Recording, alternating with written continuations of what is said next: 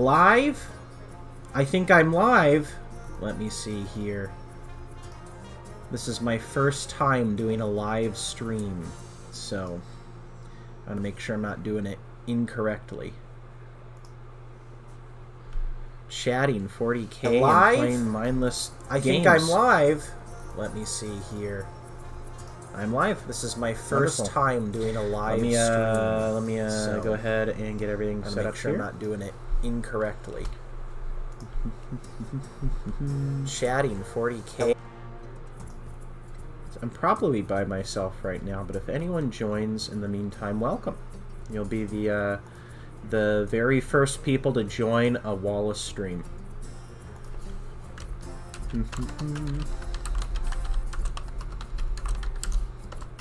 So today, I'm going to be talking about Warhammer stuff and also playing some games. This is the game I have loaded up. It's a game I just started playing a few days ago. It's called Battlegrounds. I like it a little bit. I don't know. It's kind of mindless fun. It's a little auto battler game. So yeah, if you pop into the chat, just say hi. I'd love to say hello. So let me get this started here. And is the noise levels good? I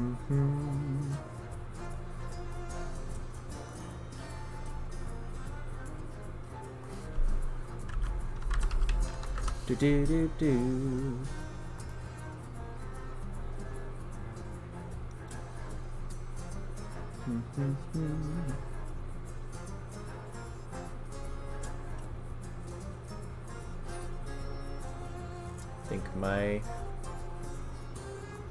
turn down the volume a little bit.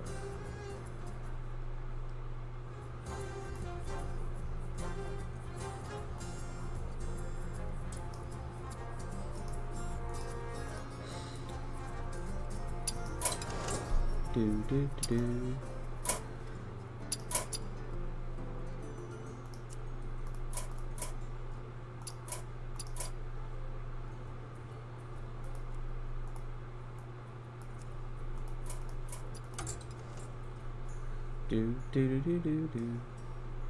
Hey, what's going on? Let's see. Ab Inav Chow Davarapu. Was I close? You're the very first person to chat. Is you and Major League Nerd. Two all playing Battlegrounds. Well, great. It's a good game to pop on in the background, so hopefully it's not too confusing for you, Kelly. So today I'm going to be playing Mindless Games and talking about 40K. So I have with me here my Chaos Demons Codex because it recently got an FAQ, which changed a couple of big things. So if you have any questions or comments or ideas, I would love to talk about them. And I got my book with me. Yeah, you know, I'll be honest here. I'm a white dude from the rural West Coast as my background. So any name that has more than 4 letters, I usually butcher, including my own. So I do apologize for that. I did have hooked on phonics as a kid, at least.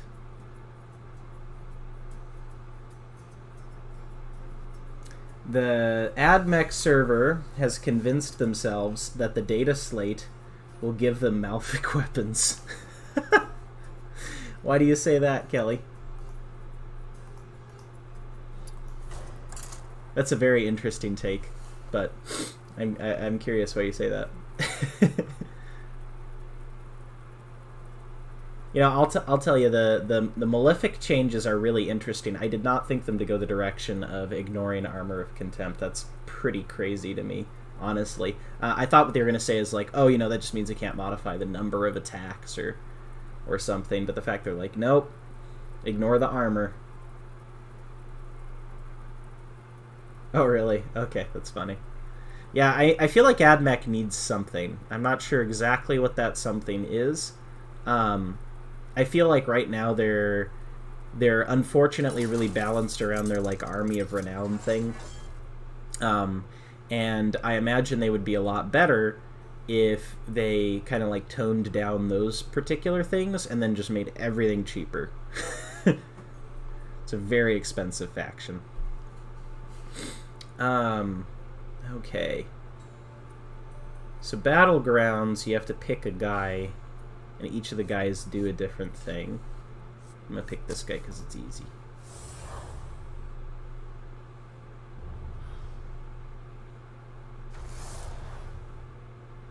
Okay, and I didn't know that the Army of Renown expired. I don't follow that too well. I think Armies of Renown are just this weird deal. So it's like they didn't want there to be formations anymore. Like in 7th edition, we had the Decurion detachments and like formation craziness everywhere. Every faction had like 10 plus formations, and everybody was running them. And the game got really messy with all those different detachments, in my opinion, playing it a lot at that time. And I think Armies of Renown are like this thing where it's like, well, we don't want to do formations again. But it's kind of like a half measure, where it's like it's not a formation, but it's a formation, but only some people have them is the weird deal. I don't know. I think Armies of Renown are really weird. I think they either need to do many more of them, so that every faction has at least one or two, or just do none of them, because it's also pretty clear that they don't get the right amount of attention or rules support typically. Outside of like Disciples of Bellicor, I think is the one example I'd have of one that they really put a lot of effort into. Great. I can bring in more powerful minions now. Keeper with Slothful Claws, Savage Hedonism, and Insatiable Onslaught is a nice deep strike threat, which I have been liking. I actually agree. So I've been playtesting a lot of Slanesh lists. I think pure Slanesh is actually one of the best ways to play demons. And the way I've actually been using the Keeper is with the Infernal and Raptress as like a Warp Locus, so that you can get the Keeper where it needs to go. But even if you're just deep striking it, I mean, like, you're pretty likely to get the charge if you put a couple leadership penalties on anything. So yeah, I think one Keeper is where I'm at with it, but I know some people have played it with more and had a good experience. That's just not been my experience. So let's see here. Okay, I probably need some guys. Oh yeah, I'm playing a game. This seems good. Okay. Yeah, the first wave of extra rolls were given expiration dates. Yeah, they did that with, I think it correct me if I'm wrong here, but they started the announcement of, like, Armies of Renown expiring when everyone was freaking out about release NIDs with Crusher Stampede. Because everyone was terrified that that was going to just run the meta. And NID still ran the meta, but it was, like, less crazy.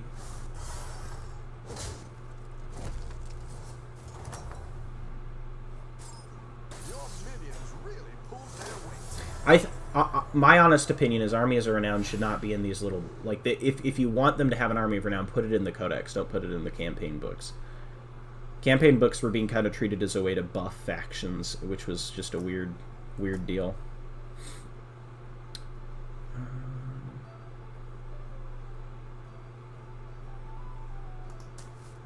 And do that.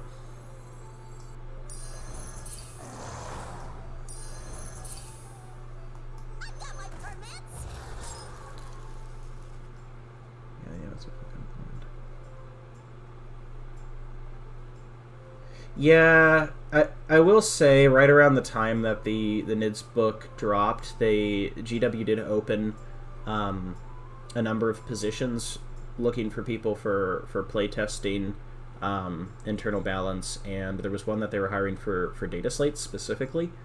I actually applied for that position, got into like the second round of interviews, just because I wanted to see, right, what it would entail, because I figured it was something I could do remotely. And I was pretty interested by the idea, because that was, I think that was around the time that they decided to get rid of their playtesters. Was shortly after they put up those postings. So I think they made a lot of design mistakes around that time, and I think Votann, actually they've publicly stated that Votann was kind of in that same playtesting pod with like Eldar and Nids, and so they were balanced around one another but not balanced around the rest of the armies in the game. So I think they made a lot of design mistakes around that time that we're still paying for.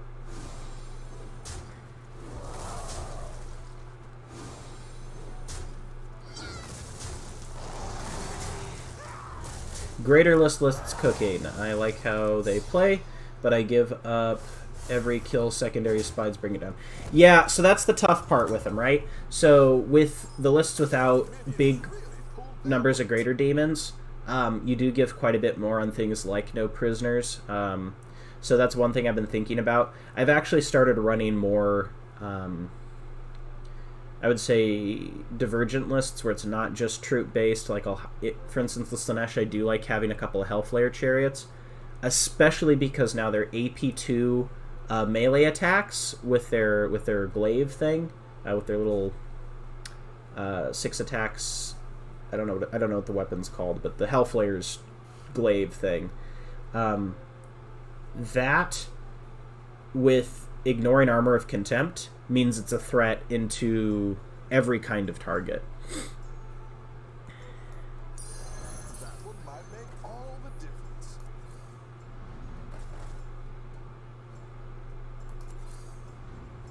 Ooh. I didn't like that one either. Here's a gold for the trouble. That's a great play. Golden guy. Wait to see this shake out. And we'll do this guy. This guy seems good. We must band together, united for So to answer your question a bit better and more in depth there, You are not out of this yet. the way I've been doing it is trying to find more excuses to bring mixes of demons. So like if I'm going more Nurgle centric, I like to have the Great Unclean one with the Plague Flail. If I'm going Slaanesh, I'm taking more chariots and brigands. I really like those dread blades with Slaanesh pure list, because it gives you just enough of a shooting threat that they can't put their stuff out in the open. And because I have a couple chariots and those 3 brigands, I'm running a few less troops, a few less fiends. It makes it actually way harder to pick your secondaries against me, because I'm not giving nearly as many points on no prisoners. It's like, oh, if you table me, you get 12 or whatever is pretty rough for your opponent. So Better hire a recruit while you can. I think right now my plan is to kind of try running more of a mix, and you know, I think that's been decent. Again, with Slaanesh T, you have that Infernal and Raptress to deliver your threats, which is pretty good. Now, if you're not running Slaanesh, I still think Brigands are great options for most lists. I still think Hellflayers are great options for most lists. I think finding a mix is pretty good. But there are times when it's just like, yeah, I might give 15 on no prisoners, but I do the primary so much better, and I can just table my opponent. So Greaterless list being pure Greaterless, I'm liking 3 Demon Princes or 2 Demon Princes in Abaddon. You do lose Manifestation if you do that, but I find that a lot of times in those lists, the only thing I'm actually manifesting are like Flamers, which don't care as much about it. I think Cornhounds are really, really good for Abaddon as well. So, they're like just the right unit to move around quickly with him. I like Screamers a lot with Demon Princes because they're just the perfect little honor guard unit to run around and provide shielding for them, because they also have the fly keyword, so they can keep up really well. And then I think if you're going without Greater Demons, you're not running as much of an Anvil, so you're going to want to hide more. So I play a much more reserved style when I'm playing without Greater Demons. I'm sending out, maybe 1 or 2 units to go do the mission or to charge in and tie them up for a turn or move block. I really like Demonettes for that. I think Slaanesh has a lot of really strong data sheets for sure. Bloodletters are a really good threat, especially if you have a way to deliver them. Corn Dogs are fantastic. I think they're possibly the most underrated unit I've seen in the book so far, in that just not a lot of people are talking about or playing with them, but their stats are crazy. I love those guys. Those little tykes. That's what I would. So yeah, that was a good question. I have a lot to think about there. I've been playing with a double Demon Prince and then a double Demon Prince with Abaddon a couple of times lately, and I will say I'm very impressed by it, but it is much, much harder to play than if you just bring like one Greater Demon plus a Dreadblade. Wingo, what's going on, buddy? Have I done any House Korvax testing at all? I feel like they have the real place in the meta, less punch but more movement. 100%. I think they were one of the best. For those that don't know, House Korvax is the spooky house from the Chaos Knights book, so that's the one that can 2 CP to move through walls. And Attract all these minions? moving through walls with Knights is phenomenal because move blocking is why Knights lose in a lot of matchups. So they have the ability to kind of ignore one of the greatest weaknesses of playing Knights, but in exchange for that, they give up a lot of raw power because they don't have the bonus attacks and AP from the Iconoclast households. So yeah, they're definitely good. Now, what I will say is they got a lot weaker, in my opinion, by no longer having access to summoning. I liked it better when you had access to summoning because you could summon really cheap demon troops to do actions for you. Now you have to bring those demon troops as a patrol detachment, which tithes you on CP. It makes it harder for you to run, because what I was doing as House Korvax, and then I would run an extra super heavy Ox detachment of Dreadblades along with them. But you can't really afford to do that if you're bringing a demon patrol as well. You just don't have the CP in the list.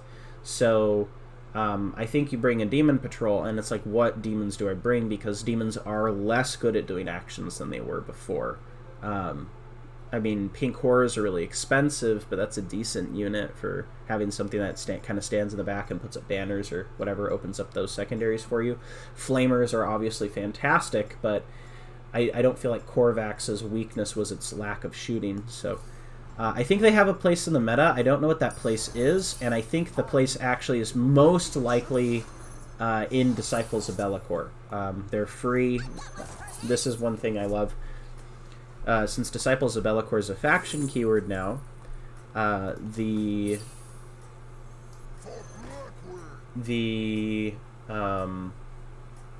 lost my train of thought there. The Dreadblades are free as an Ox detachment, which is crazy. So you don't have to pay any CP for them. They give you shooting. They're really quick, and because they're House Korvax, they still get access to the move through walls thing, which is great on Stalkers and Brigands, which are what I think you want to bring with them. And then Ravenous Pterashades, 1 CP. It's that aura of dread tests on everything, and for each value you roll above their leadership, they take a mortal wound. That with Be'lakor and demon penalties in a Disciples of Be'lakor list is nutty. I've playtested a couple of times. It is really good at putting random wounds on stuff, but also just sniping characters. Like, if you get one of your Korvax Knights within 12 or whatever the distance is of like a character, you can just snipe them. Especially on, I don't even think low leadership armies, on middling leadership armies. Just like being able to randomly snipe their characters is crazy good.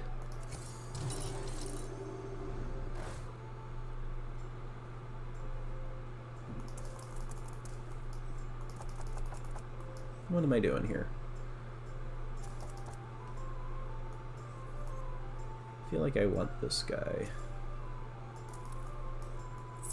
I'm gonna buy this guy with that guy. So yeah, I think Korvax are probably best as a Disciples of Be'lakor thing. And then in terms of just as a solo army, they're still good, but I don't think they're quite as powerful.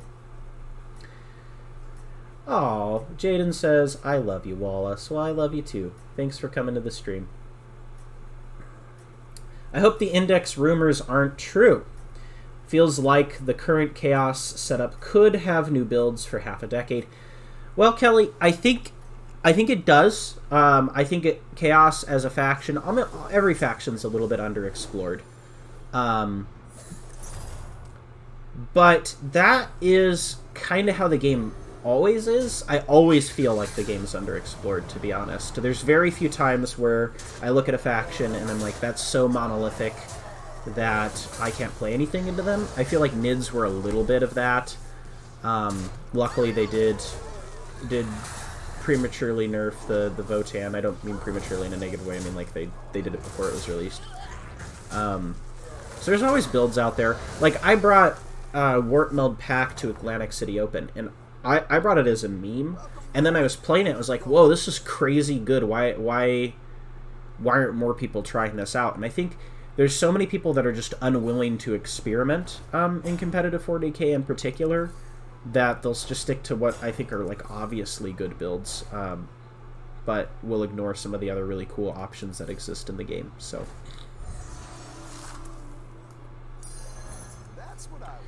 that said, onto the Index thing.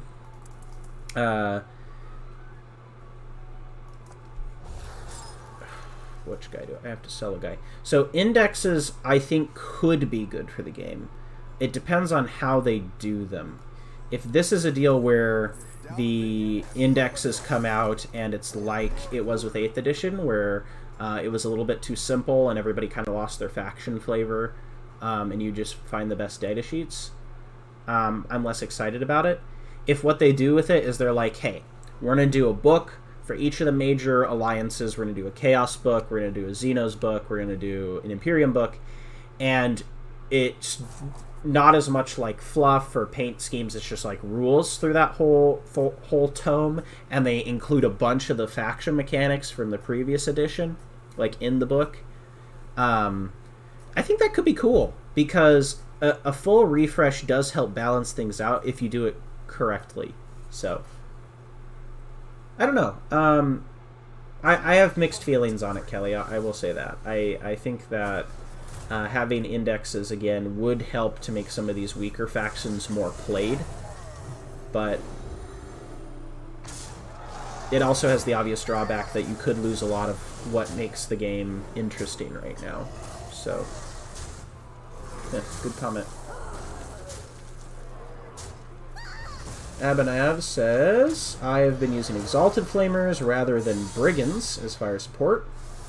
That's kind of contributed to the secondary problem since I ended up with 8 characters. Yes, 100%. That is my only problem with Exalted Flamers. I love them to death. They are fantastic at 75 points. Their shooting is amazing, but they do just kind of give your opponent a bunch of opportunities to score assassinate points, and obviously we don't like doing that if we can avoid it.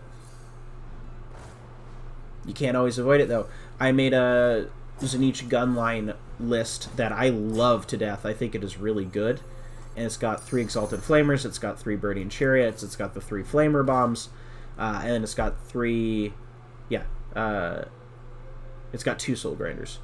And the whole idea was, like, I'm going to use that +1 Ballistic skill, Warp Storm ability every turn. Really, really potent. The amount of DACA you put out, it's crazy. And since the Exalted Flamers kind of shoot like a mini las cannon, really good. My only problem with that list is in playing that list, it gives up a ridiculous amount of points for many different secondaries. And so my opponent kind of gets their pick of the litter to choose multiple kill secondaries against me. So if they are able to outshoot me or outpunch me or hide from my guns and then counter charge me, and obviously Siege isn't very good against charging,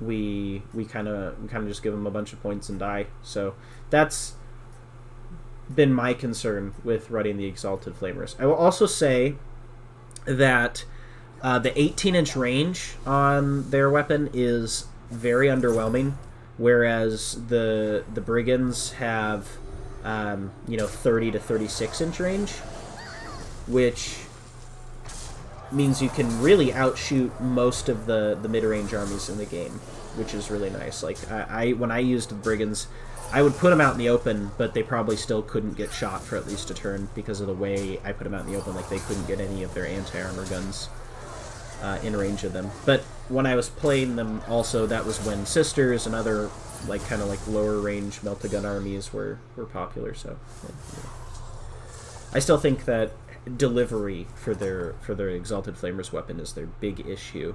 So We all hit some bumps now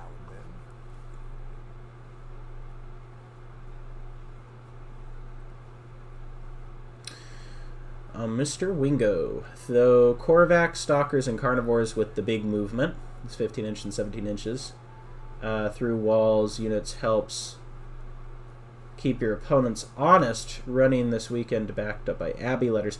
Yeah, I think Abaddon still goes into Chaos Knight builds. You might be able to get away with, instead of Abaddon, bringing one of those Knight... I don't know if it's Despoilers or Desecrators, the one that give the War Dogs a buff. I think those are still probably pretty good right now.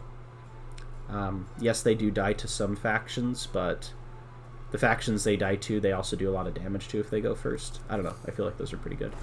And you can outrange a lot of people with your gun. Pretty smart on the Demonettes, though. I like that a lot. That's a good addition. Oh, I'm losing this game. I haven't really been paying attention.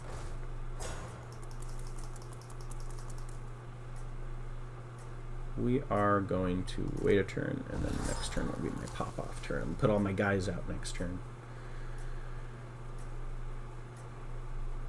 Okay.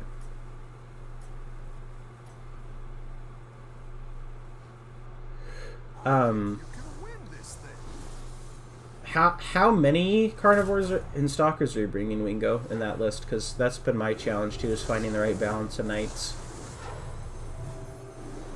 Knights to demon-y guys.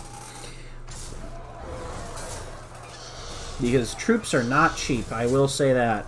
It feels pretty miserable being like... I could bring Abaddon or 2 units of Pink Horrors. You know?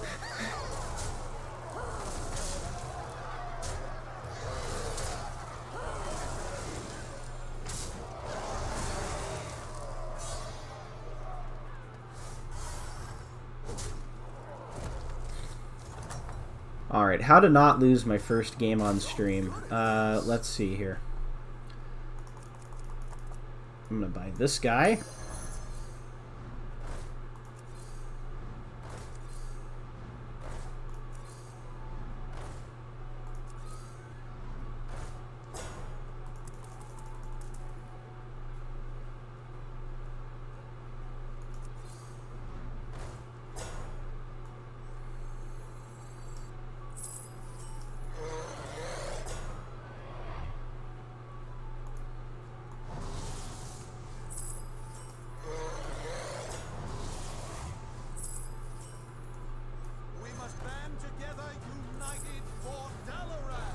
Hey, let go.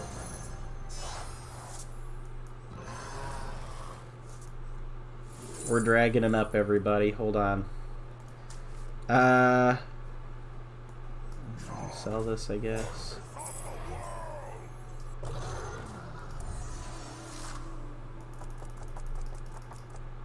Phew. Well, hopefully I don't lose as badly. Okay. Nurgle Prince has been my favorite so far. Yes. Yes. I was running 2 for a while. I've gone to just running 1 plus a Corn Demon Prince in my double DP builds. If you can make it your Warlord, which you can't do if you bring Abaddon, that's really my big knock against Abaddon in my mixed Chaos builds, has been like I can't take Virulent Touch on the Nurgle Demon Prince, but if you can run him as your Warlord, you can take Virulent Touch plus Corruption plus a Corn DP with Argath. You have these 2 crazy high damage threats that can just go out there and consistently kill most targets. And the targets they can't kill, they will be able to after you soften them up with like something like flamers. So really, really fantastic choice there. I've been pleasantly surprised by every god variant of the Demon Prince. I think the weakest of them is the Zeech one, just because it kind of struggles to find a good role in the faction. But even then, I think bringing Zeech Demon Prince and then giving it something like Warp Tether has been nice with like my gunline builds. So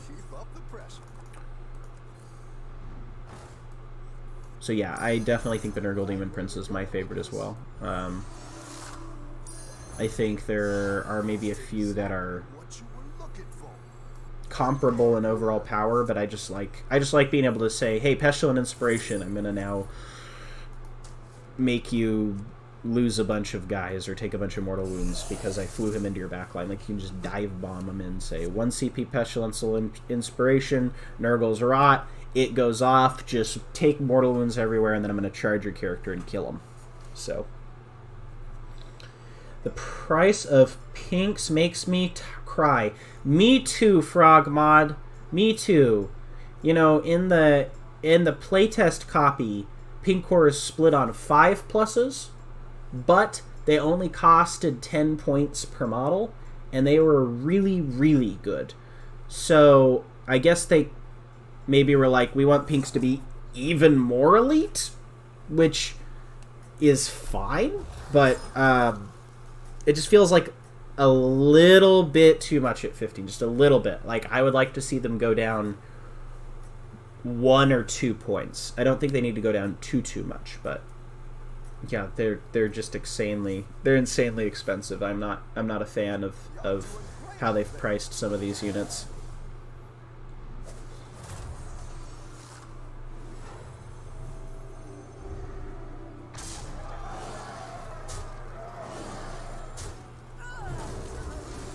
So how bad are they going to plus points Abby? So you thinking like when they nerf him?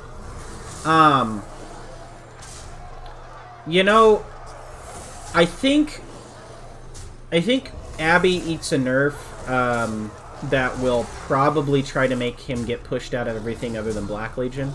So I'm guessing like 60 points. Somewhere around there. I mean, he deserves to go up 60 points, to be honest. When I brought him to Nova, all my games I won, he won me those games. So.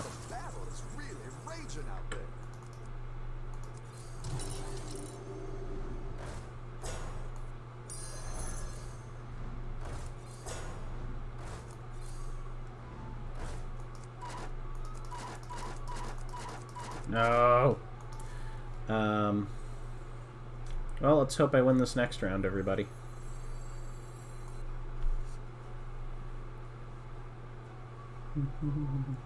Yeah, I'd still play Abby at like 360 in most of my lists, but probably not demons anymore. I think that's just enough to say I'd rather have the 3rd Demon Prince and another unit. Wingo took forever sorting it out. List is Poxbringer. Okay. 2 units of Demonettes. I like it. I'm guessing, is that 2 units of letters as well, or just 1 unit of letters? 2 units of Demonettes and letters, or is it 2 total? I'm guessing it's 2 units of both Demonettes and letters? Or 2 demons and... Let me think about those. Okay, so it's probably Poxbringer, 2 units of Demonettes, 1 unit of letters, and then 2 Executioners, 2 Carnivores, and then 2 with the Gatling guns. Are the ones with the Gatling gun stalkers? Yeah, they're stalkers. Keep up the momentum, friend. 2 times stalker thrown. 2 times demons, 1 times letters. Okay, I got it right the 3rd try. Let me think here.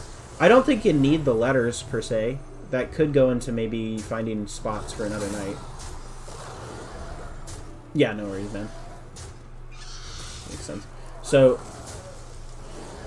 I think the letters are the only thing that I don't like per se, because I don't know exactly what they're doing that, you know, you might get more value out of just bringing 2 units of blues for, you know, around the same ballpark, or maybe, you know, you cut the letters and you find some points so you could get another night.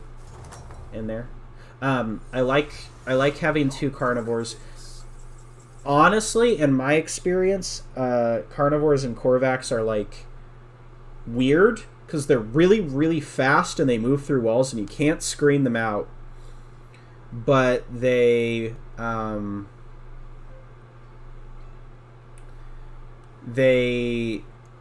are able to get to where you want them to go real quick. So it's weird. It's like they don't kill the kinds of targets I'm used to carnivores killing, so you have to kind of rethink them. And I've actually been using them just to send in to rip up screens behind walls. That way later I can get my stalkers in their face. That's how I was playing them when I was playtesting them, because I did think if the meta stayed pretty stable, I'd be a Chaos Knights player, but it did not. It did not end up doing that. It did not. Wallace, more like Smallus. Thanks, Robin. It's always good to hear from you, brother.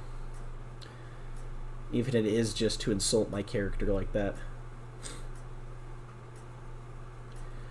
Alright, everyone. So tuning back into my game of Battlegrounds. Things have gone well. I've gotten into the top 3. I don't think my comp is very powerful.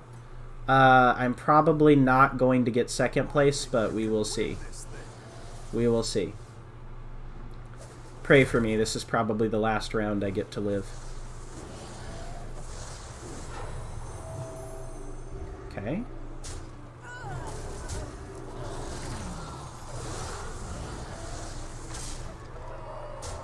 Come on, little guys. You got it. Come on, little guys. He's just got some big boys in there. Okay. Oh. No! Okay, I don't die. I'm not dead. I have a chance. Everyone, I have a chance at getting 2nd place. Let's go for it. That would be slightly less embarrassing. What do I do here? I probably just roll for guys, I'm guessing. I'm not very good at this game.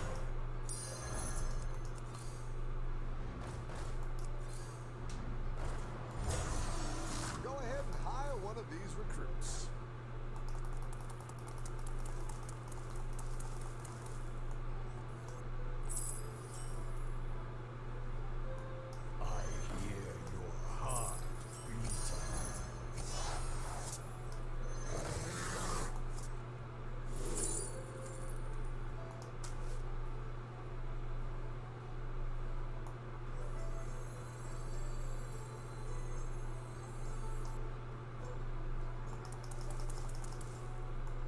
I hear your heart beating.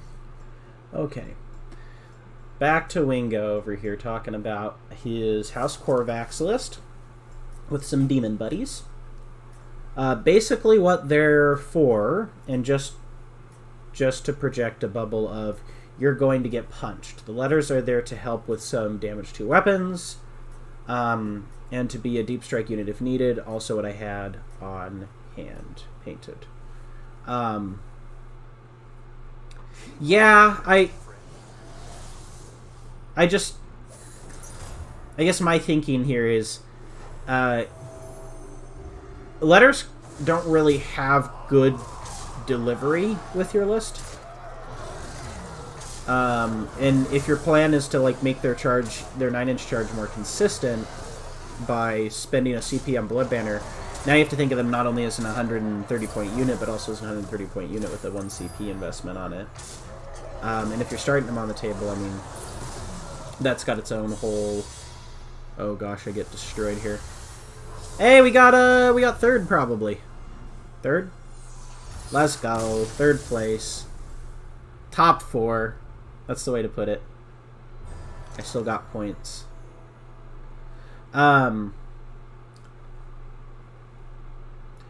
But yeah, so I'm just not sure what with Korvax they do that like another carnivore doesn't, other than just be a bit cheaper than that.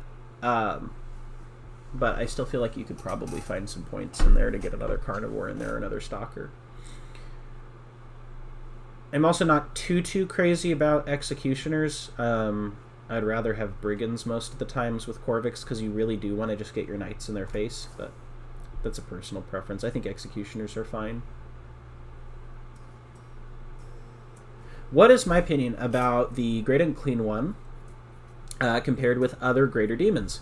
Very good question, and it is one where initially I thought and if you look at my tier list video, I thought the Great Unclean One was definitely the weakest of the greater demons. I have come around on that quite a bit, actually. There's two sides to this. So, if you're running pure Nurgle, two Great Unclean Ones are fantastic together, because you can bring one with Corruption and one with Effluvor. The one with Corruption you give Hideous Visage, and the one with Effluvor you take the -1 damage trait, the Revolting Resilience. And the way you do it is you manifest in the one with the Hideous Visage first, and it applies a -1 leadership penalty if you extend its range of its auras. And then you manifest in the other one, and it allows you to get in range against most targets, so that your Effluvor can swing his flail the same turn he comes down. Which is very, very powerful. So, if you have two Great Unclean Ones together, strong combo. They synergize well with one another. If you're just running one of them, I really still like that Great Unclean One with the flail. Against most factions, you are able to get within 7 inches with a manifestation with him. Or if you have a Warp Locust, like if you have a Bellicor there, you can get him so that he is able to pop out and do his thing. But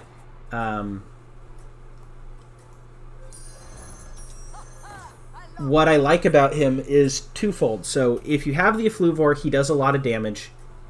For those that don't know, it's like it's 3d3 shots at damage 3 at strength, I think 7 or 8 AP3. So it's a pretty scary profile. But it causes excess damage from its attack to spill over. So you can kind of think of it like an average of 18 shots at strength 7 or 8, AP3 damage 1. And when you think about it like that, you're like, oh, that is a really good profile. I would absolutely bring that. And the fact that the number of shots is 3d3 means if you do want to re-roll the result of the number of shots, you get to re-roll all 3 dice, which makes it statistically pretty consistent to get an average or above average number of shots with it.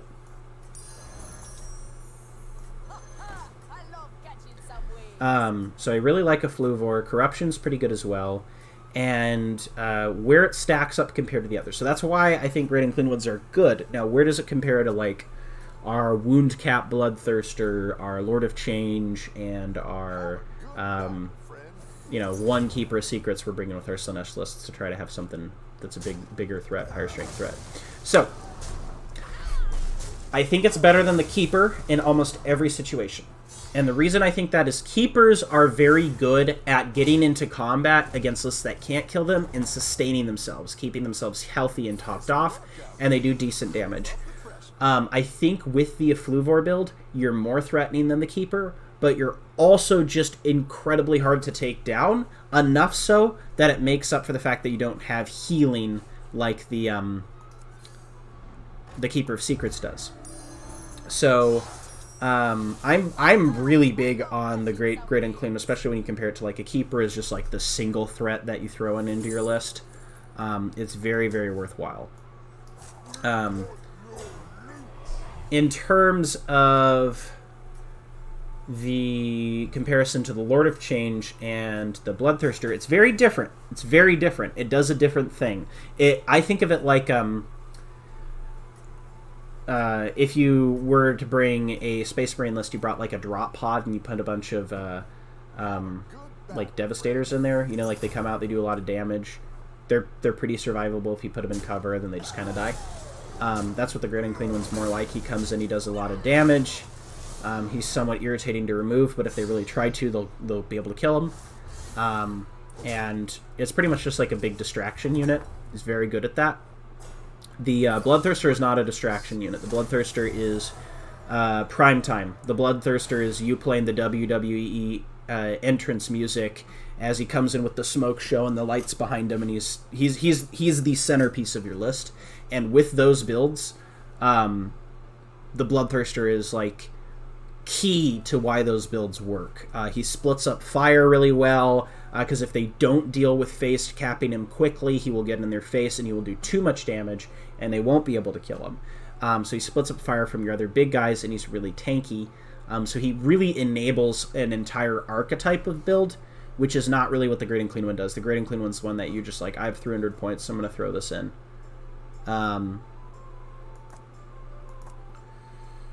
So I would say that the Bloodthirster is probably, in the theoretical universe, better than the Great Unclean One if you're wanting to go with big demons as your game plan, which is totally legitimate. If you do want to try those builds, especially with the Votann nerfs, it is no longer Votann instantly killing our big guys. So those are very legitimate build paths. So I think the Bloodthirster is the best of the greater demons in just the vacuum of like he enables the most lists, and if you have the opportunity to make him your warlord and invest in him and that's your game plan, he is phenomenal. He is amazing. Where he compares to Lord of Change, that's weird because the Lord of Change is actually really bad in combat and is really survivable at range, and really what it does is it glides around pooping out some mortal wounds on stuff. So it's just completely, it's like on a different side of the graph from the Great Unclean One. Like it's hard for me to visualize lists where I would compare one or the other from what my build is doing. Like if I want mortal wound output in a ranged threat, I want the Lord of Change. If I want a big distraction that does a lot of damage and is really good into melee armies because of that -1 damage trait, I want the Great Unclean One. So I think the Lord of Change is probably in most scenarios better, but it's like another one of those weird comparisons where it's like it's doing a very different thing. I think in any big boy list where I'm running like 3 of the greater demons, I'm bringing a Great Unclean One and a Bloodthirster every time, though. Like, for sure. Like, I think Bloodthirster, Great Unclean One, and like Kairos are super, super good use of 1,000 points. You just have to find, the troop support to back it up so you can actually still do the mission. Yeah, I kind of went down a rabbit hole there. But overall, my opinion, Great Unclean One, very good. It compares very favorably into most of the other greater demons, and I do not think it is a waste of points. Which I used to think it was. I was used to like, why would I ever run this guy? And now I've kind of been sold on it, and after having play tested with it, I'm like, big boy. Love it. Oh, and Crushing Bulk. Crushing Bulk is a banger strat. That one that just does the mortal wounds on the charge with the Great Unclean One. Having out of phase damage in this meta is so good. It also means he can pretty much one round all of the like Eldar guys, Eldar, what are those called? Like Phoenix Lord dudes. Aspect Lords or whatever. Phase cap, like Bahara. You can like charge him, Crushing Bulk him, take some wounds off, and then finish him out in combat. You also have 3 phases of damage with that, so if you're like against Abaddon, you have the possibility of killing him because you have shooting, you have psychic, you have melee, and you have Crushing Bulk on the charge. Very strong. Wingo says, I have a huge soft spot for executioners. They are the best boys. They are the best boys. I think they're very cute. I think they do a thing, and the thing is a thing that you like to have, which is shooting from really far away. It's a good thing to do. And they're hard to outrange, for sure. My problem with them mostly comes from the fact that they aren't... They don't have any targets they're good into. They like put chip damage on anything. Like they kill 2 Space Marines, or they take a few wounds off of a Rhino, and they bounce off really heavy armor. So it's like the things that they are best into are really particular profiles, and their range isn't so much better than a Brigand's that I wouldn't just want a Brigand's, because a Brigand's is better into a wider array of profiles, and that's been my thing with Executioners. I'm just like, I always think about it, I'm like, Brigand kind of does around the same thing, and it has more things that it's good into. So, it's totally legitimate. I don't think Executioners are bad. I don't think you'll lose because you brought them. Just been my personal experience with them, because I did end up, when I was practicing my Korvax list, I cut all of my Executioners by the end of it, and I was just spamming Stalkers and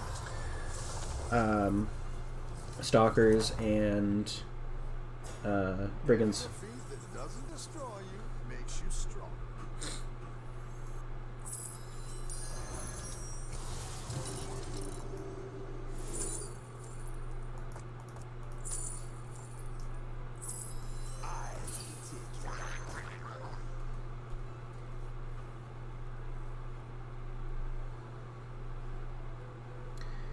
Bacon, a normal cake. Hype! Thank you. It is hype. It is very hype. This is my first stream. I'm very excited about it. I think I got it mostly set up correctly. I was learning how the broadcast software worked this morning, so I'm glad it hasn't, exploded on me yet. So the fact it's seeming to hold up and I haven't embarrassed myself yet is a good sign for future use. Seeing Hearthstone gameplay while Wallace going in-depth about Greater Demon profiles is such a funny sight to me. It's a funny sight to me too. You never know where life will bring you. Sometimes it brings you to Hearthstone Battlegrounds and talking about Greater Demons. I guess fun little fact about me. There was a period of time in my life where I was mostly blind in both eyes. I've since had eye surgery. But that period of time was about 2 years. And during that period of time, I did almost nothing but play Hearthstone. I was going to school online, whatever, but I would just stay home and I just play Hearthstone.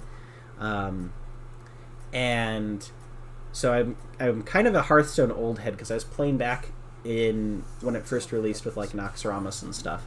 And there was a period of time where I was like, I want to go pro. I wanted to be the esports Hearthstone gamer guy. So I would do like tournaments online and stuff, and I was very much a nerd at that point in my life, which I still am, but now I'm more of like a tabletop nerd than I am a Hearthstone nerd. This is my first time really playing this game in a long while, was when I picked up Battlegrounds a few days ago. The battle is really raging out there. Mega Miniatures. Ooh, I like the name, and I also like the little icon there with the two M's together. I've been trying a new list with the Lord of Change, the Bloodthirster, and Be'lakor and a Fluxmaster. Do you think that Warp Ritual would work well? Jumping the Herald up and then using Shrouded Step to jump him back to safety. That thing you just described where you jump the Herald up and send it back, so good. So good. Did that pretty much every game. When I took... So I did a tournament report recently. I took the Fluxmaster and the Shrouded Step combo. As long as Be'lakor was alive and I was able to do it, I was doing that pretty much every turn. Sending him up, Warp Ritualing, sending him back, or sending him up, interrogating, sending him back.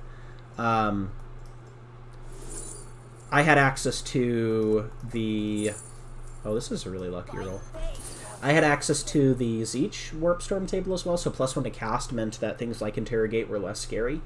But also, like, I was against, in my last game, very talented Black Legion player, Tim Hubsher. He was a previous faction winner for Chaos Space Marines, it was like 2018 or something. And he had a lot of denies, and he had the Forp deny strat on Abaddon, and I took Interrogate, but what I would do is I would Warp Portal in just such a way that I could interrogate his Apostle, and I wouldn't be in range to deny by Abaddon, and then I would Shrouded Step him back to safety. And the map, the terrain I was playing on had these little magic box terrain things. They were running with this really weird rule where in order to see you, you had to like be touching the wall on the terrain pieces. And then they had these really closed off boxes, so you couldn't see into them. And I I was just like, okay. So I would just jump the Fluxmaster out, have him do his deal, and then I would jump him back. And I was just doing that. Because of that, I had a better overall secondary game plan than him, and it did very much contribute to me winning that game. So that strategy with the Fluxmaster is fantastic. For those that don't know, the Fluxmaster is now a infantry. He didn't used to be. And so with that, he benefits from Shrouded Step from Be'lakor, even if he's not in Disciples of Be'lakor. So you can essentially either move your Fluxmaster super far or warp portal him super far, and then use your Shrouded Step spell off of Be'lakor to jump him back. And I do think it's much better than the -1 wound spell that you can take on Be'lakor, just because it improves your secondaries so dramatically. Really quickly, I got kind of pigeonholed into talking about that because I do love that strategy. Let me take a look at the rest of what you're running. You're running a Lord of Change, a Bloodthirster, and Be'lakor. Okay, so what is your Warlord here? Is it the Bloodthirster, I'm guessing? Or is it a Subcom Be'lakor? I guess that kind of doesn't change too much, but what I was liking was finding units that would bodyguard my Lord of Change so that he could go do stuff. So I was using like either Flamers, or I'd move him only short distances and use Blue Horrors, or I'd like manifest things around him like Blue Horrors. That just make him so he can't be charged. You bubble wrap him. Bloodthirster is actually a really good bodyguard for him as well, because you have that big heroic intervention threat. That's interesting. Warp Ritual is good for you for sure with the big boys. You want to have a Warpcraft secondary, you want to have a kill secondary, and then you want obviously to be doing the Reality Rebels. Seems like a strong list, man. I don't know what else is in there, but I can't imagine it would be bad. Just things that do the mission, I'm guessing.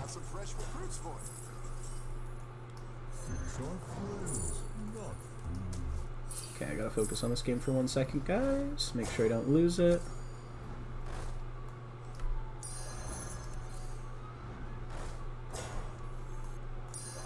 That's what I would have picked. Practice makes perfect.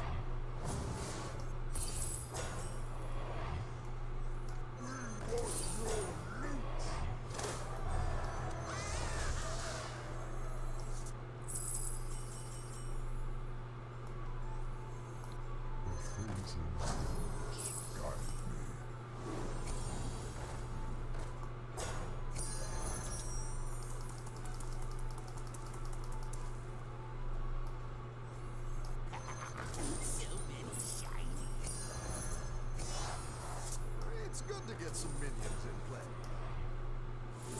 Nice. Okay. I think I'm safe now. Alright, let me get caught up here for everybody. Thank you for the explanation. Thank you for the question, Carlos. Baking a normal cake. Have you tried cavalry-style MSU lists? Ooh, spicy. I really love the Seekers so much in all my games. The strat to basically wrap most targets, and some crushers for that 4+ Warp Storm is great. Or 4+ Warp Storm, I'm guessing the no fallback one you're referring to?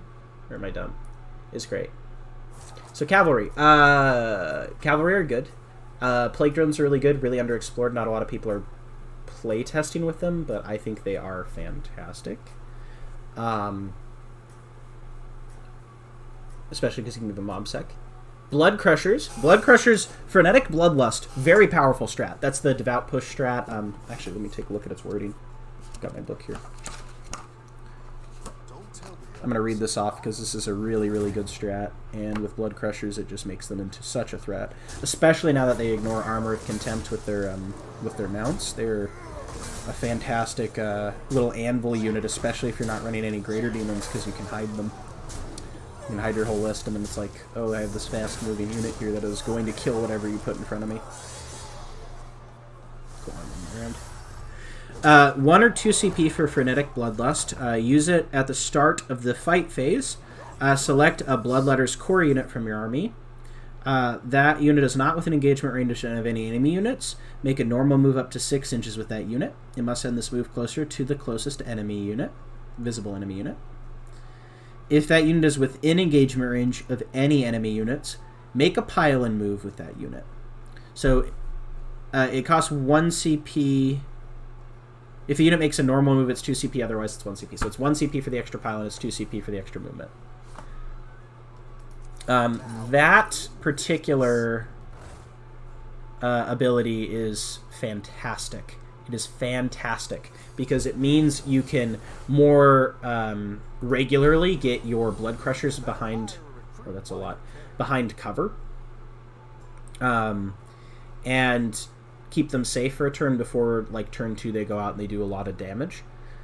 It also means with that extra pile-in, you can get them into better positions to like wrap targets. It's really good on Bloodletters as well. So I just want to mention that. Big shout out to Blood Crushers. I think they're dramatically improved, especially with the Armor of Contempt ignoring deal. Really good unit. I would run them in groups of 5, never 6, because you have to deal with coherency at 6. 5 is like the perfect size for hiding them. For the Seekers, I think Seekers are good. I just don't... How do I attract all these minions? I don't know when to include them in a list, especially because I was talking a little bit earlier about these Pierce Slanesh builds. I run out of points really quick after I add the Dreadblades in. So after the Dreadblades, the characters, the Fiends, I run out of points. And I just want more Demonettes so I have more OBSEC things. So those builds I don't think need Seekers, and I struggle to find a build that wants them, per se, that isn't like maybe a mixed Chaos build that just needs a fast move blocker and doesn't have one. So I think they're not bad. I actually think those ones stay where they were on my tier list, where they're like not terrible, but they don't fit into what I'm trying to do well enough for my tastes. I think you can definitely bring bunches of Seekers and it'd be legitimate. It's just I just personally struggle to find where I would put them. Very good for move blocking, though. I will give them that, and I did consider bringing a big block of them in my Disciples of Be'lakor, so I had something to just room up, put in front, side by side, and just block their deployment.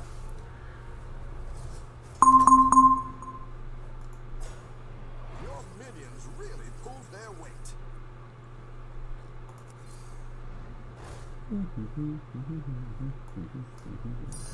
That'll do some damage.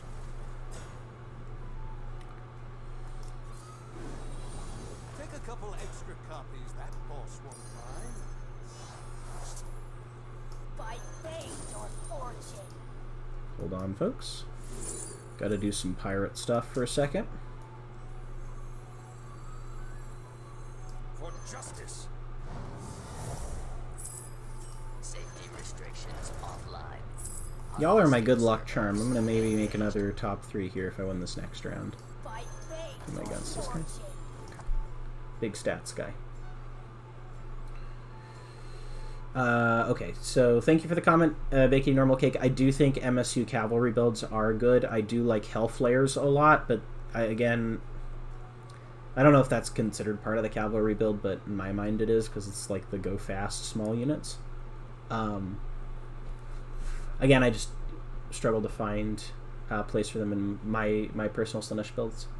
Wingo says, I feel that Brigands for me always seem to be a letdown. Problem in my sample size between Executioners versus Brigands.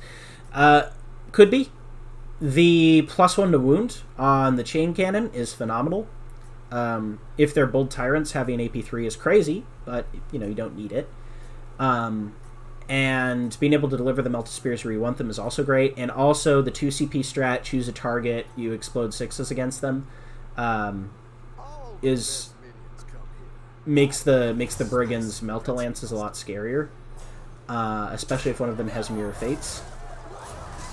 So I've been enjoying them personally. I find that the Chain Cannon always against every target takes at least a few wounds off, and then the Melt-a-Lance sometimes will take a bunch, or sometimes won't take very many at all. So it really depends on the target. So that's just my experience with them.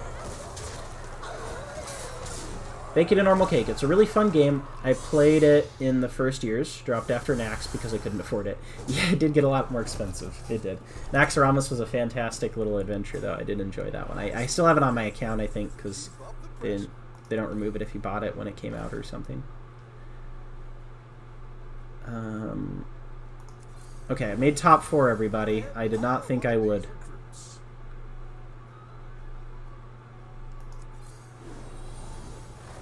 Wow, is this good? Maybe it's good. We're gonna just freeze that. Come back to it next turn. If I live. Wingo, Rip Undertaker. You breaking Hearthstone will gladly be forgotten. There was a lot of things that broke Hearthstone. Hearthstone broke, especially in its early days, it broke every set. Like every expansion it was broken. There was always something that was like crazy overpowered compared to everything else. Their new design for the game, from what I understand, because I just again came back like a few days ago, seems to be that everything is now broken, and that maybe means that everything is more balanced. I don't know. Battlegrounds definitely feels pretty well balanced because it has so many synergies and combos that are insanely powerful that can't really be mad if somebody assembles it. But there's still times when you have just kind of like junk. Like I'm looking at this game, I have just junk, and I still feel like I'm doing pretty well just because I made some decent decisions early on and got a little bit lucky. So I'm liking Battlegrounds a lot more than I'm liking Hearthstone in general. I haven't played too much of it though yet. Thanks for the compliment on the logo. Got to get working on the channel more for Mega Miniatures. What kind of content do you do? Because I always like to check out other channels in the space. So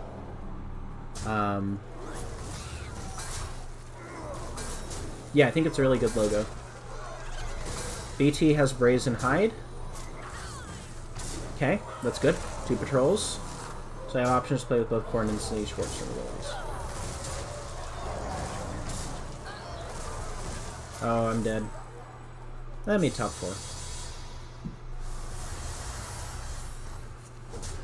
4. Brazen Hide is solid. Corn, Zeech, Warp Storm. Are you ever using the Zeech ones over the Corn ones? That's my real question, because I guess maybe if you're not rolling 4 on the Warp Storm table would be when. I just always was like, Corn's table is so much better than the Zeech table, unless you're really building, really working for it.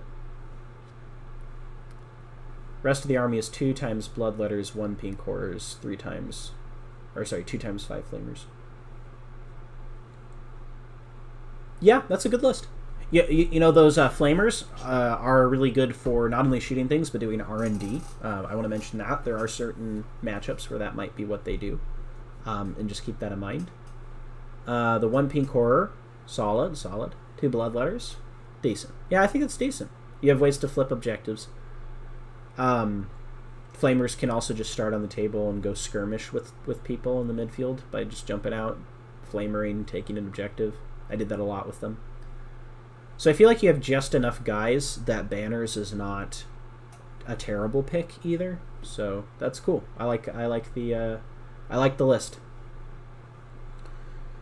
Gabriel Niblini,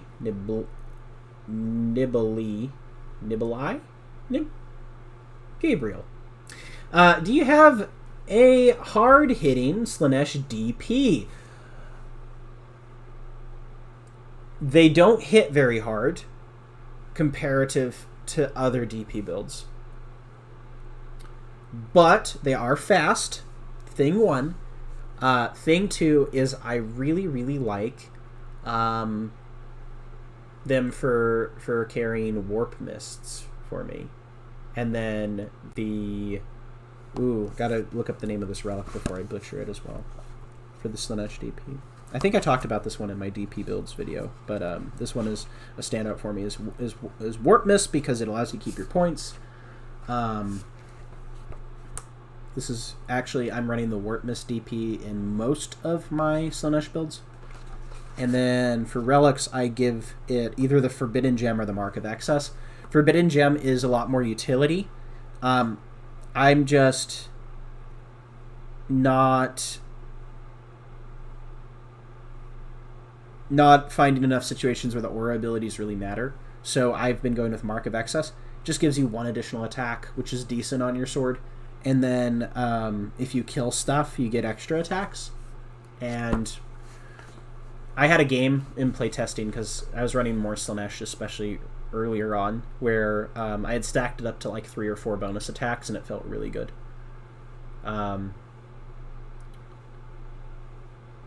That would I say, like, DP, the DP in Slaanesh doesn't hit as hard, it's just faster, it's good at killing characters, it's good at getting bonus attacks, it can stack up to being pretty strong. But Warp Mist's great Warlord trait.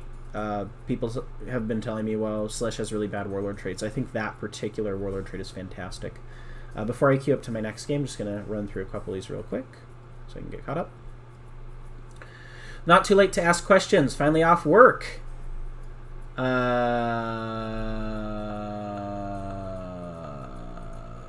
Bio P versus FBS. I'm probably missing something. My brain's blanking. I don't know what that means. But it's probably because my brain's blanking.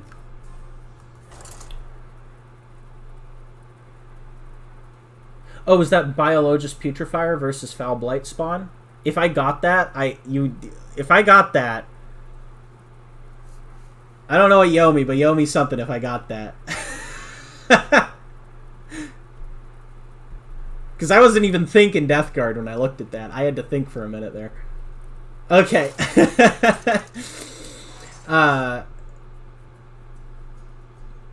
Maybe it is. Did I get it? Biologist Putrefier versus Foul Blight. I got it! Oh, you love to see it. You love to see it. So this guy is about battle cries, which means I want to grab those. I'm announcing that verbally so that I don't forget when I'm playing the game.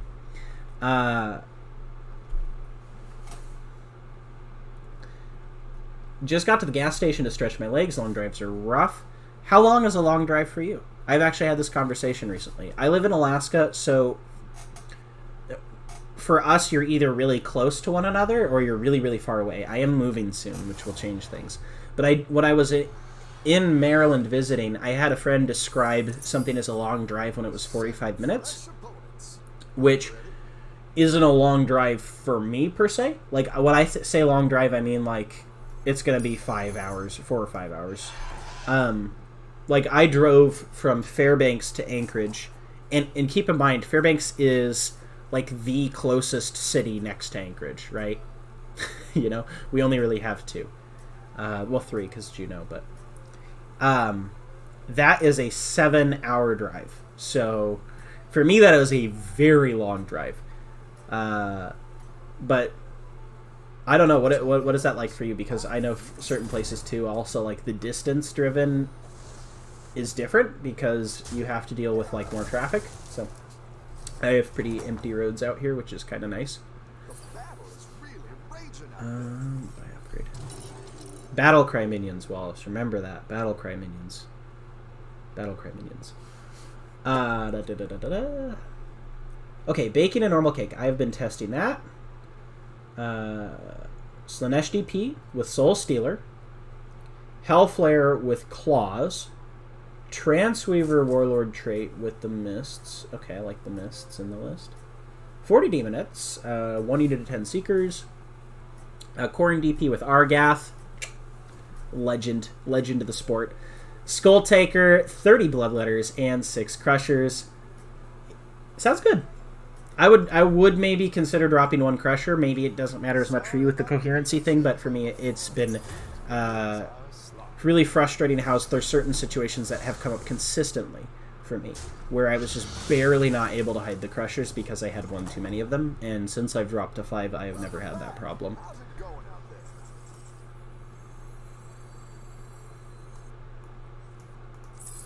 I'm going to take some damage next round, but my plan is I can get some of these higher costed strong battlecry minions first. So that's my goal.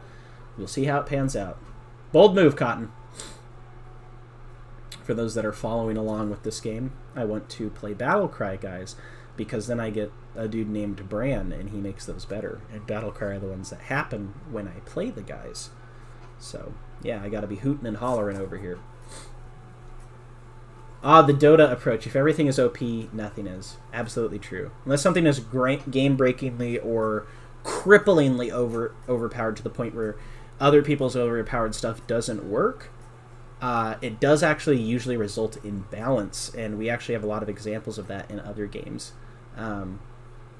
There was a it's kind of actually how Yu-Gi-Oh plays. I don't know if you've ever played Yu-Gi-Oh horror, but the way Yu-Gi-Oh seems to be balanced in my experience playing it has been everybody does something really broken. Who does their broken thing first? That does, in a way, kind of become unhealthy, because it can mean a lot of these other strategies that some people like just don't work. 9 minions. I can do that. Do any of you have a battle cry? You do. That's what I would. That's what I would. Okay. Only need 4 more.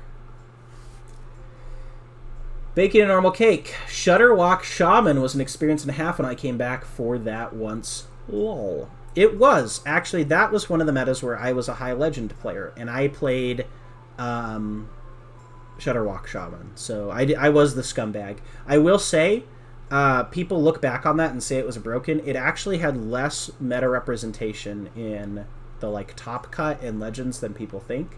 It was like the deck that beat people who weren't like at tournament level. But what made it, in terms of the ladder experience, but what made it really busted was that it really warped the way that competitive play worked, because everybody had a Shutterwalk deck, and it just, I don't know, it just really redefined the way other people were allowed to bring their lineups. Or, like, are you building to beat the walk? Are you building against it? I don't know. It was interesting. I loved that meta. That was a lot of fun for me personally, but I was playing it, and that was degenerate. I'm a shaman player, for the most part, when I was laddering. Either it was, like... I mean, even since Nox, I was always a shaman player. Even back when, like, shaman was easily the worst class, and the only thing you had going for you was Totem Golem. Mango says, Pirates equals... Crosshair Codex confirmed. Maybe. I feel like some pirate book could be good. Here's the thing. I never saw enough Crosshairs being played to really get a feel for what they're about in 40k. Like, it's just haven't encountered them enough, I guess. Guess I'm going dragons again.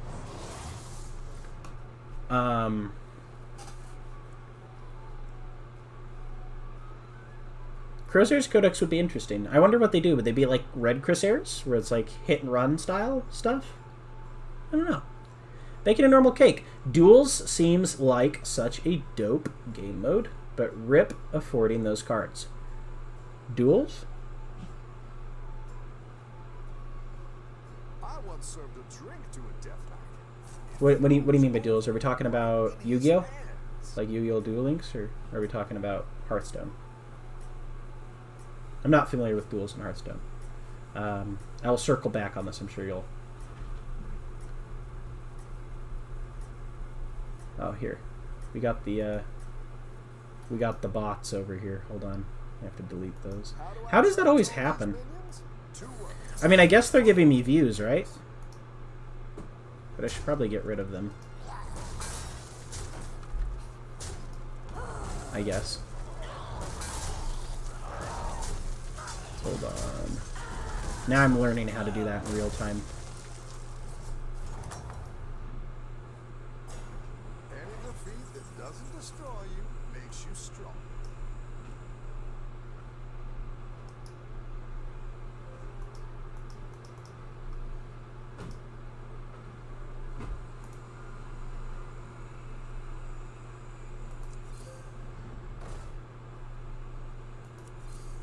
pick my guys real quick.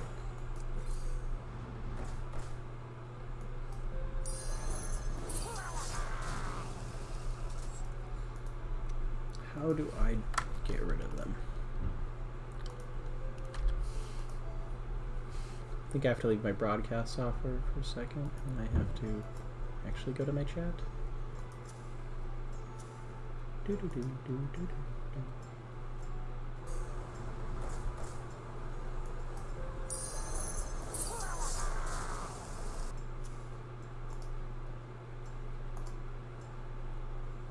Cool. I can remove them just by going to my own chat.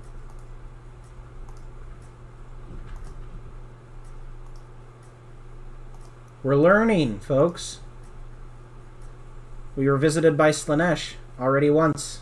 Our very first time. It's kind of special for me.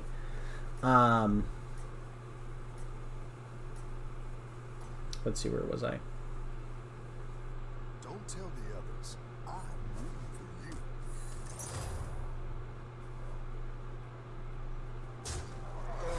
you. I've been recording a few interviews with tournament players, but setting up some gaming live streams soon. Just takes some time to sort out. Yeah, no, it does. I was figuring this out today. It's not an overwhelming amount of work to get content stuff figured out, but it is a lot of work. Interviews, I think, are really good content because you're kind of capturing people's ideas in a live setting is just really appealing to me personally, and it's like what we did with the Warhammer content for a while. And so I have a lot of love for good interview content. It's also relatively easy to edit and post, which is a big plus because that can be a big time sink. Editing on some of my videos has taken me like a whole day, whereas like interviews, it takes me maybe 30 minutes. So that's a smart move, going with the interview stuff. I like interviews a lot too.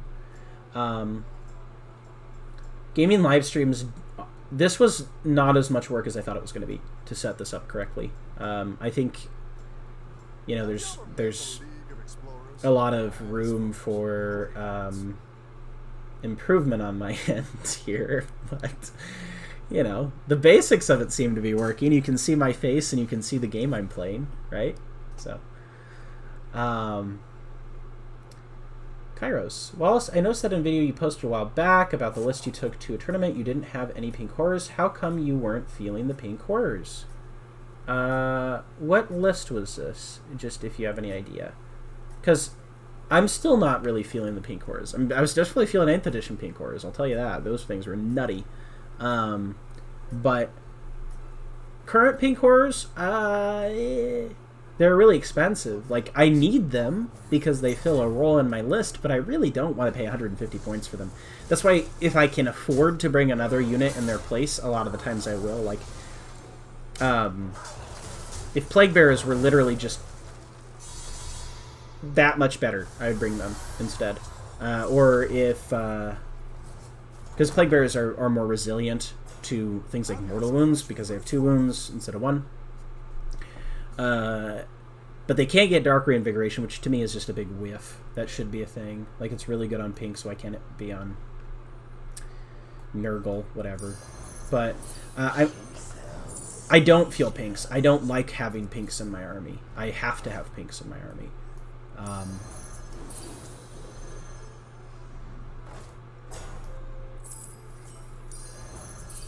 Important job gets special bomb. Who knows what secrets will uncover?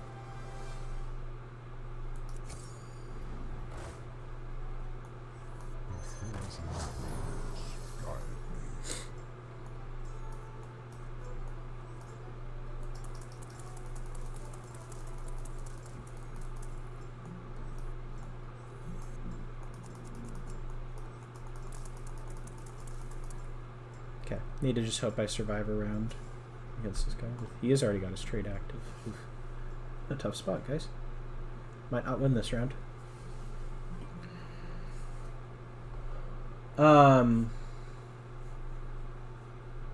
Biological Putrefier versus Foul Blight Spawn. Okay, so this is going back to me getting it early. I did get it. Okay, cool.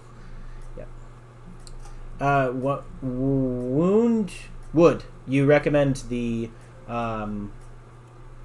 Warlord trade on the Lord of Chains rather than the BT? No. I actually honestly rather I would recommend Kairos over the Lord of Change. Maybe I'm really liking Kairos. Kairos. I talked about this maybe a touch before.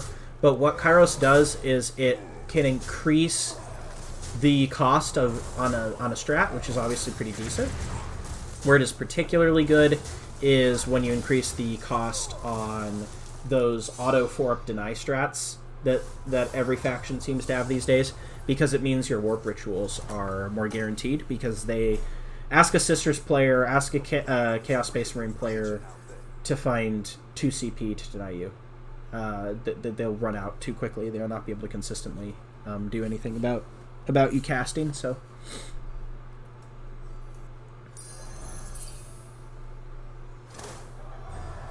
got my buy 9 guys thing done. Burgers and fries, baby. Let's go.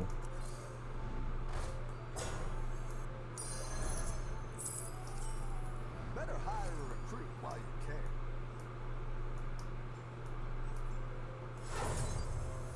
Practice makes perfect. You're down a minion and up a goal.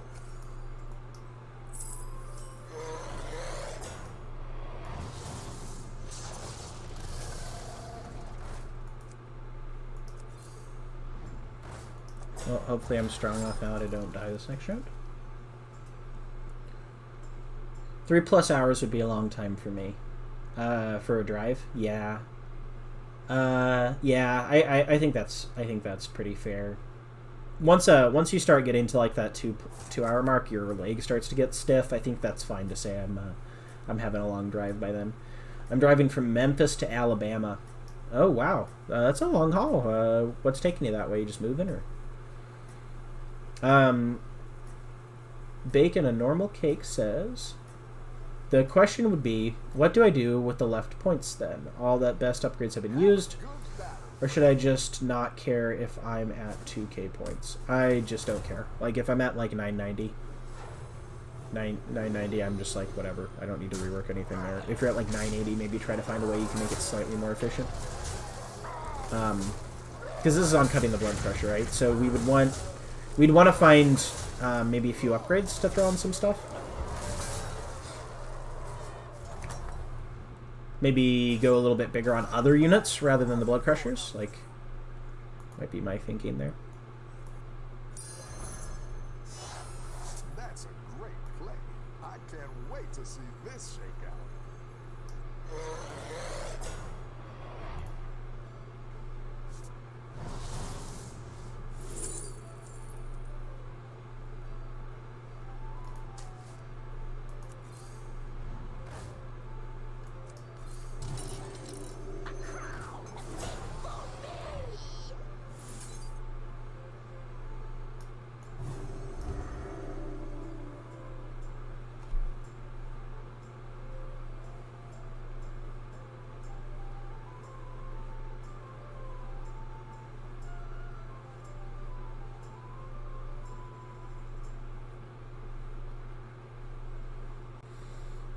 Yeah, horror.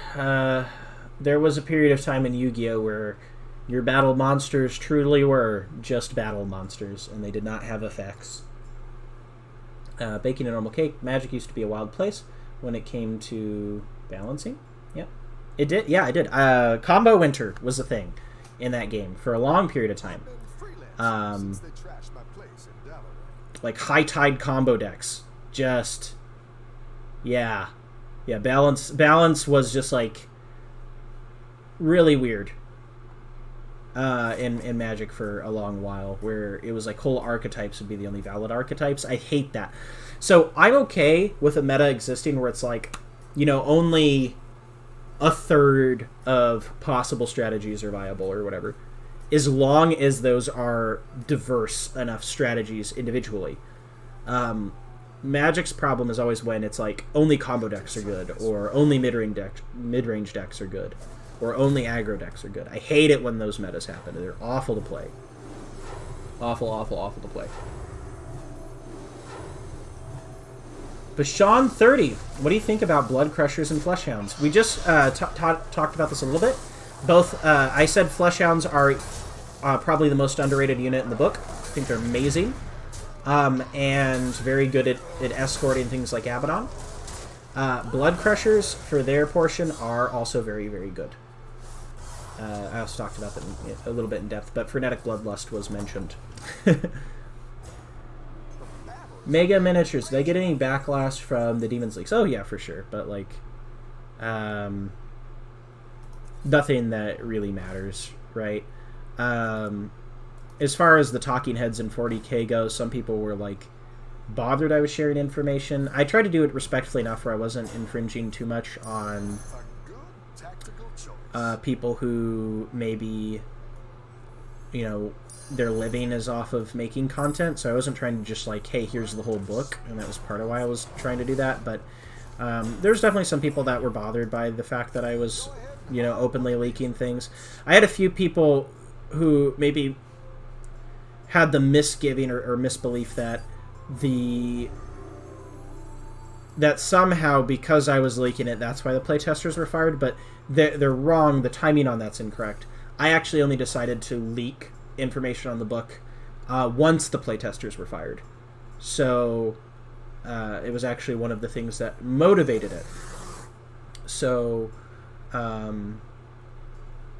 yeah, I did get a little bit of backlash. In terms of community backlash, not really though. I mean, the community was just excited to have more content to talk about. There was a few people here and there that maybe complained about leaks, but like whatever. You know, it really is no skin off anybody's back at the end of the day. And the way that it was done, I really agreed with the way that Trout, Corkin, and I kind of mutually agreed, hey, we're not just going to leak the whole book, we're just going to put out teasers. Kind of doing what Warhammer community should have been doing with it. So, Baking Normal Cake. I mean, I love Shudderwock Shaman. It's one of my fave decks in all of Hearthstone history to me. Yeah! Such a toxic design. But you're a Magic Stacks player. Okay, yeah, you're a Stacks player. You don't get to talk about design.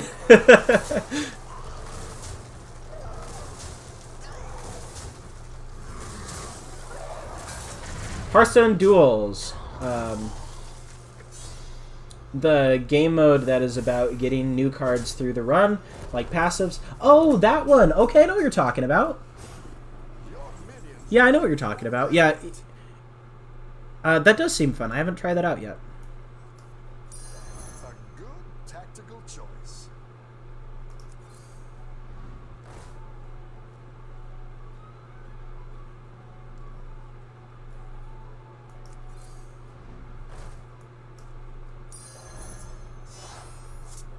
My dragon rat is yours. The fate of the world. I think they're kind of off to the races here.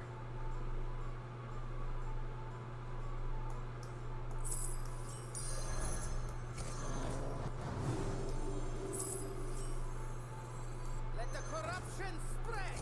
Okay. I think I'm reasonably strong. This guy, I don't remember what he was playing, but I do think I'm reasonably strong into him. Yeah. Opinion on the Epitome. Still underwhelming. I found the cheap casts and stats surprisingly useful and to carry warp mists.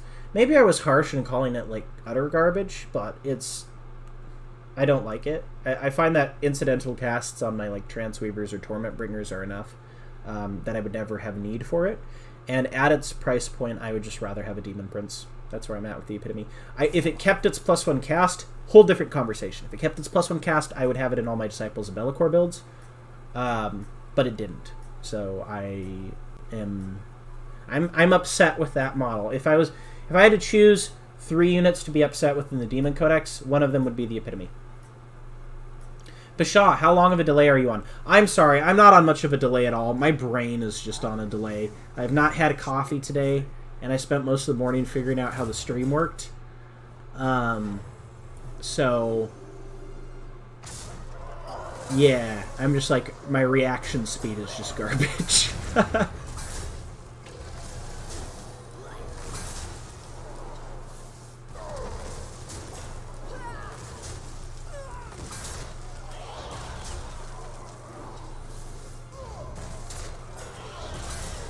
I do die here, unfortunately.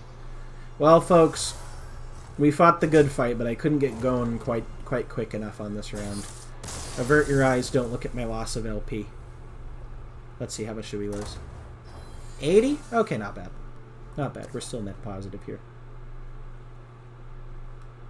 Can you recommend any streaming guides? I don't have any in particular in my mind. OBS is the software that you'll probably want to use. I think it's the industry standard for most people to use that one, or the Twitch software, depending on where you're going. But I learned OBS. I'm liking it so far. I think there's a lot more to learn here, obviously, but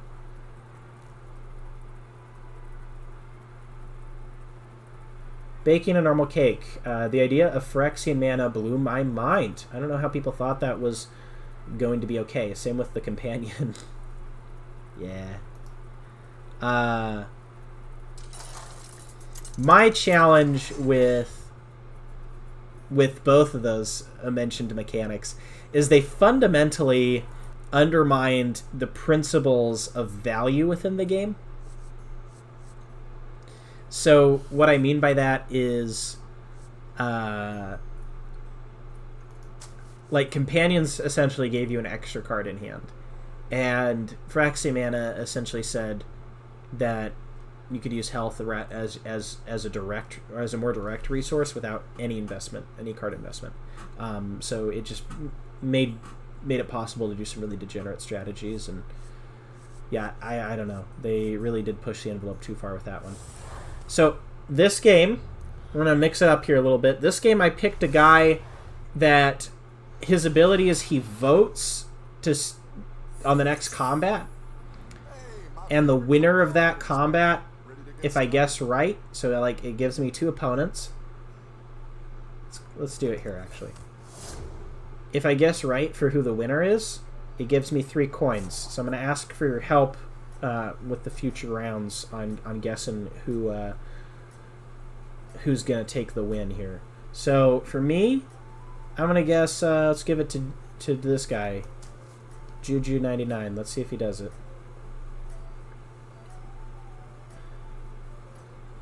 Favorite Hearthstone deck has to be Priest Purified Shard. Takes a long time, but gives the opponent time to win. And Panic. Yeah, I liked some Priest decks for a while, too. I played Big Priest a while back, and thought it was a lot of fun. That was ages ago, though. That was ages ago. I'm an old man now.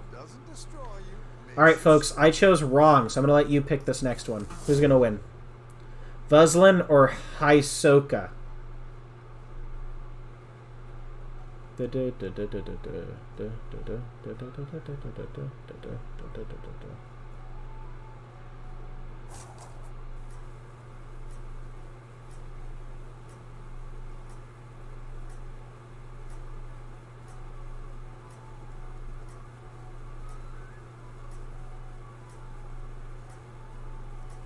Vuslin, let's go.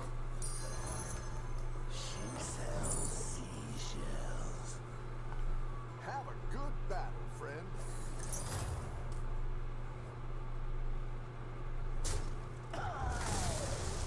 Let's go. The battle is really raging out there. Nice.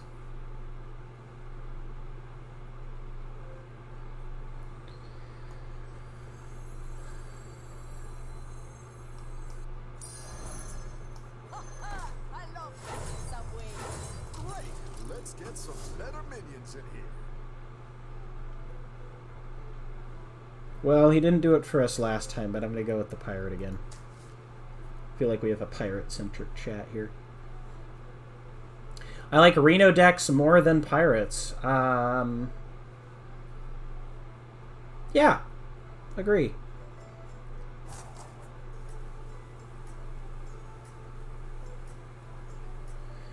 Agree. Maybe one day, if I'm inspired, I may try to get back onto the Hearthstone ladder and relearn the game. But I need some of you to hold my hand. Have a good battle, friend.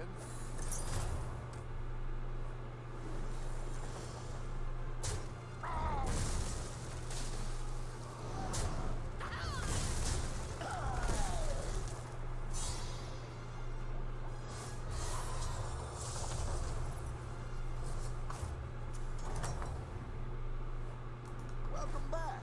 How's it going out there?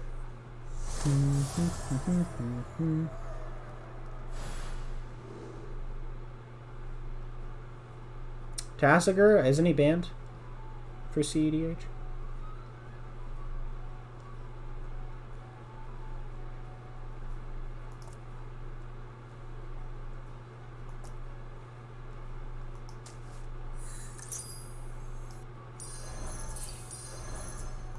It's okay, Slimy.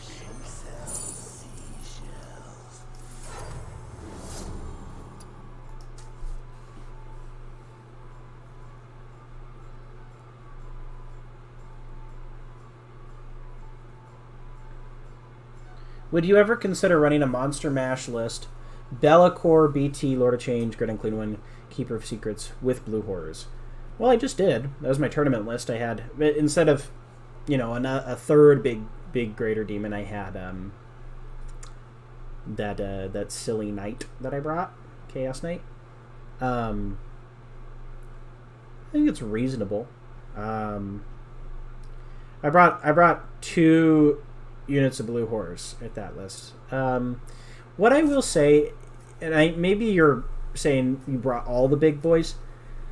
Your secondaries just get worse as your models get bigger and in greater volume of bigger. So like if BT, if you brought just a BT, still really great secondary play. If you brought a BT plus Lord of Change, still okay secondary play. You had a BT, Lord of Change, a great and clean one, average to your secondary play. Anything more than that, you're really running out of options for your secondary game. And Blue Horrors cannot do actions, and they're not obsec. So, like, the things that I like cheap troops to do, they cannot do. Could it do well? It could do well. My friend... Man, I've lost all my rolls this game. My friend,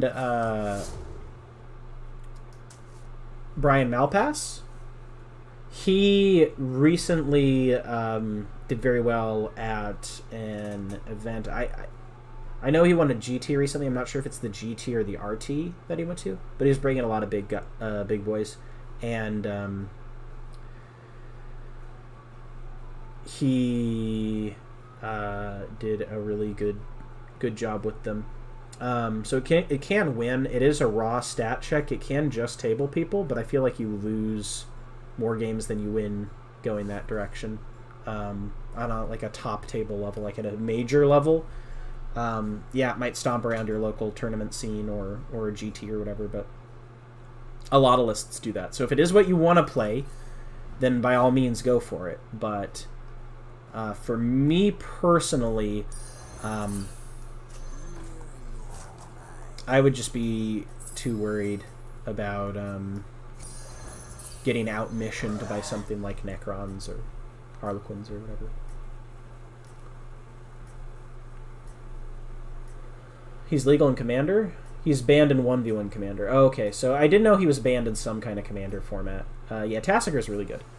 I remember Tassiger the Golden Fang. I played Standard and Magic around that time. That was lots of fun with Siege Rhino being out and about. But I always loved Tassiger because in that meta, the really, really good Siege Rhino decks did not include Tassiger, but he was a great inclusion for kind of the like Simic colored, or not Simic colored, Sultai colored.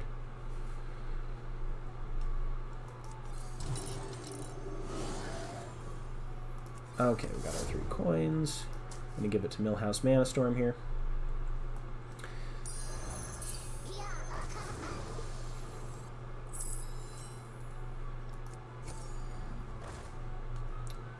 Don't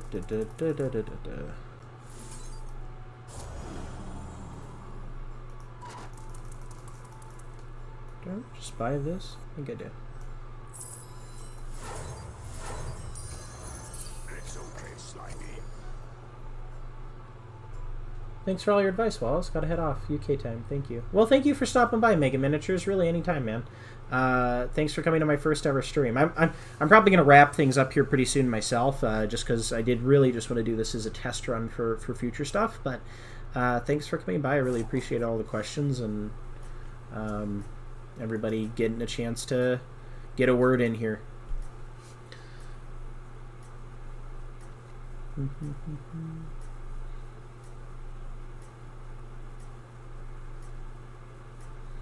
I'm trying out something new with this Battlegrounds team. I haven't really played much of this Keep up the momentum. archetype here. They're like the ones that add spells to your hand. I don't really know what the payoff for them is.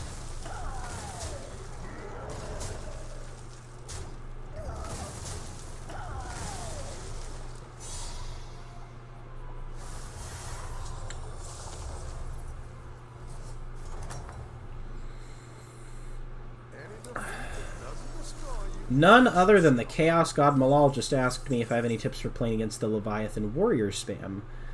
I do. Part of it is a list building tip, because if that's something that your list normally just loses to, there's ways to add things that are better at performing well in those kinds of stat check situations. It is definitely one of the stronger archetypes into demons in particular. So, good question. Give me 1 second, and I will provide you with an appropriate response. Just gonna make my guys.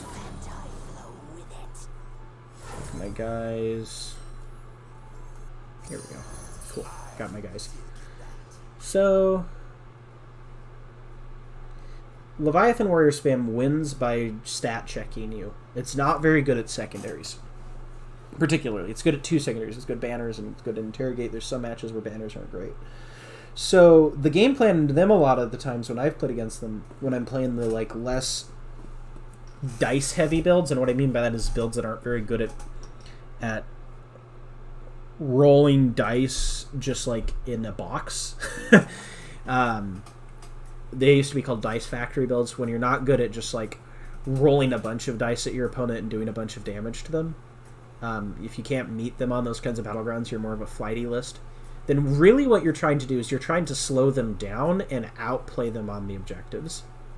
In list building, you can find opportunities to bring things that will stat check them very hard. An example of that is Flamers. If you drop 3 Flamer bricks in and you have them all fire on 1 Warrior's brick, you can do a tremendous amount of damage to that Warrior's brick. And really, I find that the Leviathan Warrior spam lists absolutely fall apart after you kill the first Warrior's brick. If they have just 1, their ability to play the game dramatically goes down. You can just like kind of maneuver around them and outscore them. You don't actually have to ever kill the second one, in my experience. If you're running more of a greater demon, big demon heavy list, that is a harder matchup. One of the things you can do is tech your list for it better. Like having Argath on your Bloodthirster, it makes a big difference into that matchup in particular. Great! I can bring in more powerful minions now. Better hire a recruit while you can.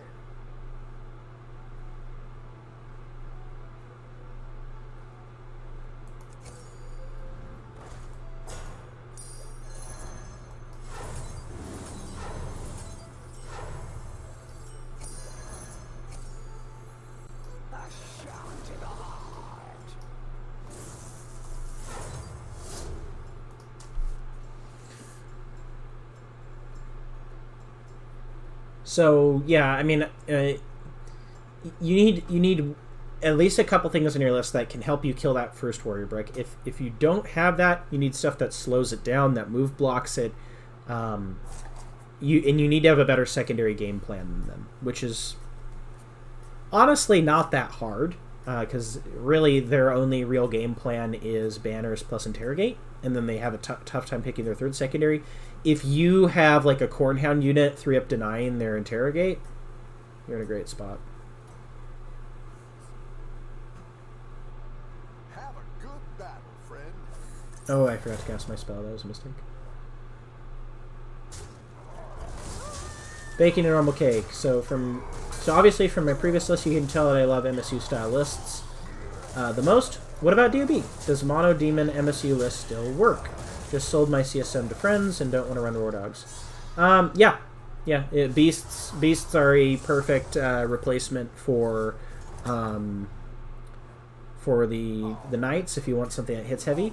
If you don't want that, if you don't care about that as much, then you can easily just do it with like Bloodletters, Demonettes. Honestly, Crushers, man. Crushers are way up on the stonks meter. And so is the Hellflayer. The Ignore Malefic thing is huge for them. Huge.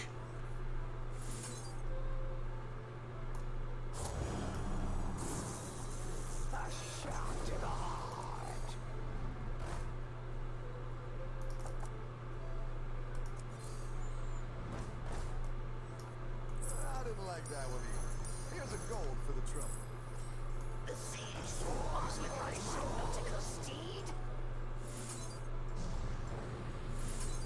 Okay. So I made a pretty big guy, so maybe I don't lose this next round, because I cannot afford to lose another round, and I am playing against the weakest guy. So if I lose this next round, I really do deserve it. I'm just, right now, I've gone to voting just for whoever has the most health. Seems like a decent strategy.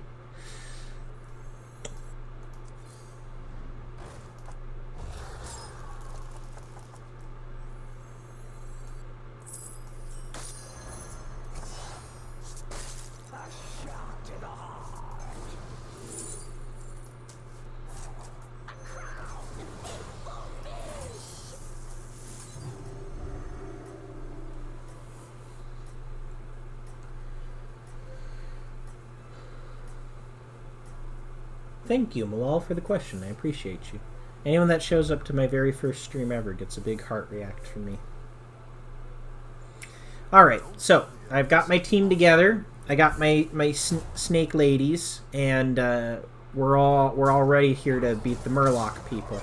So this is an important round for me because this guy is the other weakest guy, and if he wins, I probably don't have much of a chance here. I don't have much of a chance here, huh? I'm dead. No, I'm at 1 health. Well, it's going to be hard for me to recover. I will say that. Especially because I haven't been using my trait very well. I've been kind of playing bad. I haven't been paying enough attention. I'll give you Divine Shield.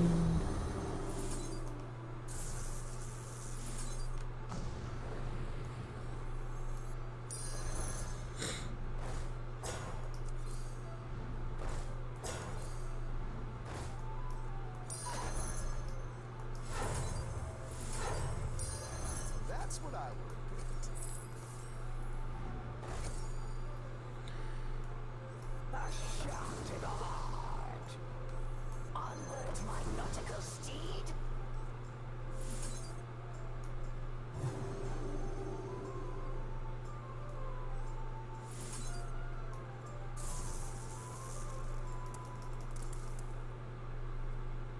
Okay. Tossed a coin to my Witcher here.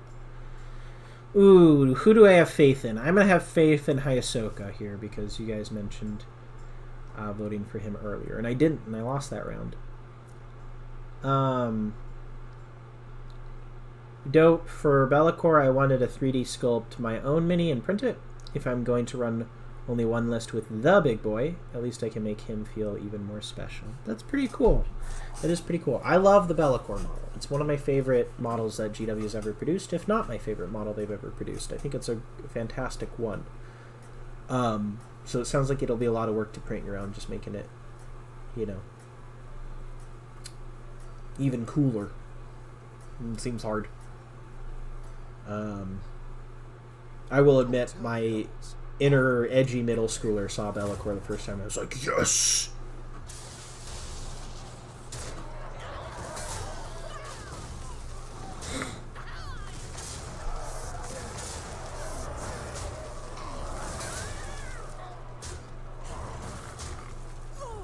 Oh, I went around, and I probably get to bonk this guy. That's great.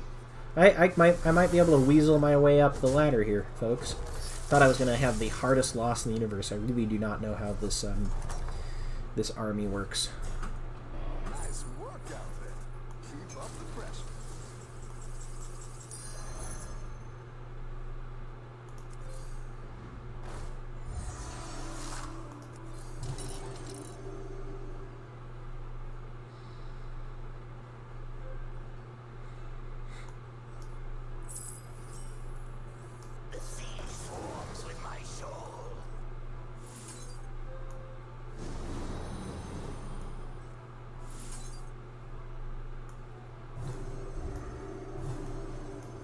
Put all my buffs on one guy so it hits real hard. Put a buff there.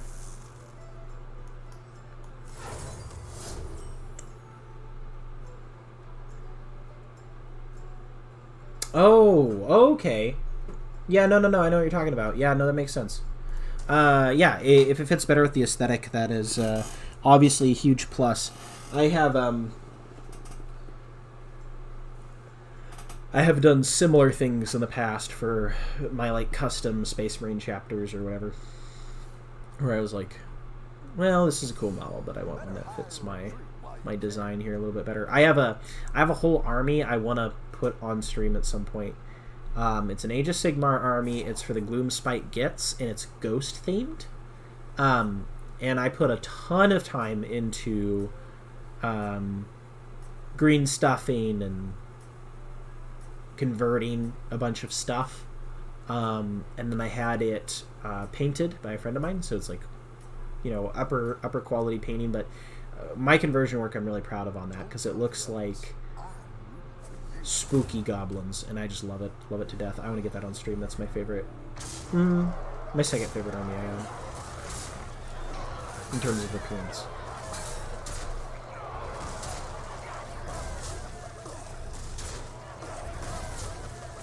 Oh, I die. Well, at least I didn't get last place. I thought I was going to get last place. Yeah, I mean, it might happen sooner than you think, but I do plan on doing actual like battle report content here, and like game review content, stuff like that. Work for it, so I already have plans for that. I've been learning how to get that kind of like software set up, and some of the infrastructure in place.